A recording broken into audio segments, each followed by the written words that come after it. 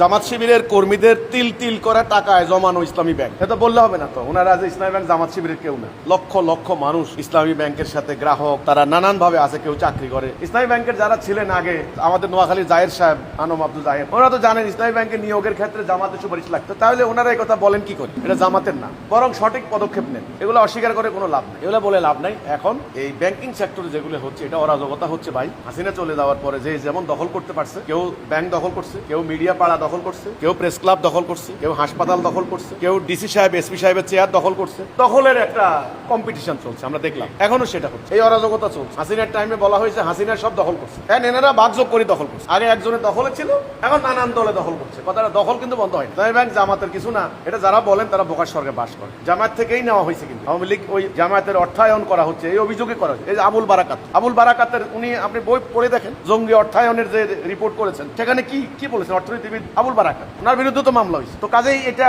জামাতের ফাইন্যান্সিং এর একটা উৎস ইসলামী ব্যাংক। জামাতের হাজার হাজার কর্মী সমর্থক নেতারা ইসলামী ব্যাংকের সঙ্গে জড়িত। কেউ চাকরি করেন, কেউ অফিসার, বা কেউ টাকা জমা দিয়েছেন, কেউ ঋণ নিয়েছেন। আমার আশেপাশে জানাশোনা অনেক আছে, ইসলামী ব্যাংক থেকে লোন নিয়ে, কোটি কোটি টাকা লোন নিয়ে তারা হাসপাতাল করেছেন, স্কুল করেছেন, কলেজ করেছেন। আমার আশেপাশে জানাশোনা। এসব কথা বলে কি লাভ ভাই? মানুষকে জানে না এই সমাজের মানুষ, এগুলো নিয়ে খামাখা মারামারি রাজনীতি করে কি লাভ? সঠিক তথ্য বলেন, সঠিক কথা বলেন।